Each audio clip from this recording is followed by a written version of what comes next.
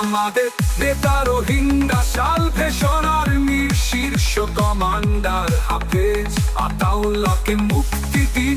আমাদের আর্তনাদ শুনুন, তাকে ছাড়া আমরা ম্লান হয়ে যাব এবং মারা যাব যদি নাই।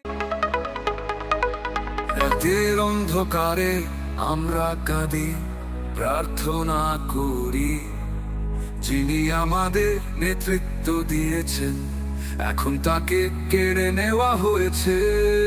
আমাদের কণ্ঠস্বর গর্জনকারী সমুদ্রের মতো উঠে আসে। হে বাংলাদেশ, আমাদের আবেদন শুনো।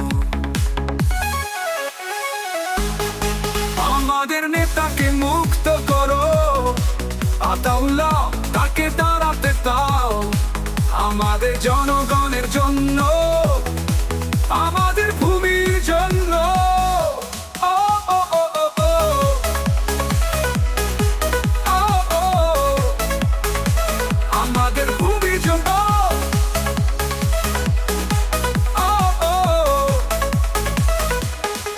যদি সে পড়ে যায় তাহলে আমরাও তাকে মুক্ত করো, আমাদের থাকতে দাও।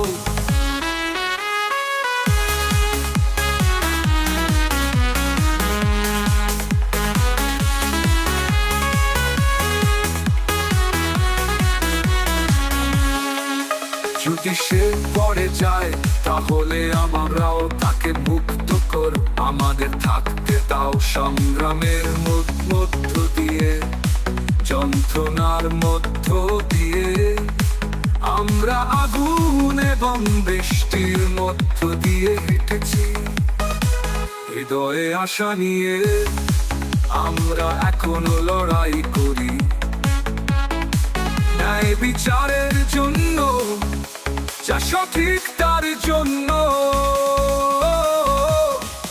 আমাদের নেতাকে মুক্ত করো, আতাউল্লাহ তাকে দাঁড়াতে দাও।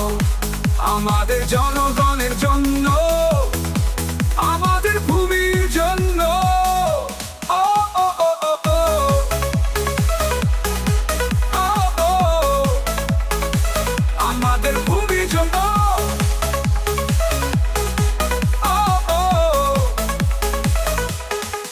যদি সে পড়ে যায় তাহলে আমরাও তাকে মুক্ত করো, আমাদের থাকতে দাও। যদি সে পড়ে যায় তাহলে আমরাও তাকে মুক্ত করো, আমাদের থাকতে দাও। যদি সে পড়ে যায় তাহলে আমরাও তাকে মুক্ত করো, আমাদের থাকতে দাও। আমরা শক্তিশালী, আমরা ভেঙে পড়বো না, কিন্তু এই যন্ত্রণা আমরা নিতে পারি না। আমাদের প্রয়োজনীয় কণ্ঠস্বর ফিরিয়ে দাও, আমাদের ভবিষ্যতের জন্য তাকে নেতৃত্ব দিতে দাও। চূড়ান্ত কোরাস, ধীর আর শক্তিশালী।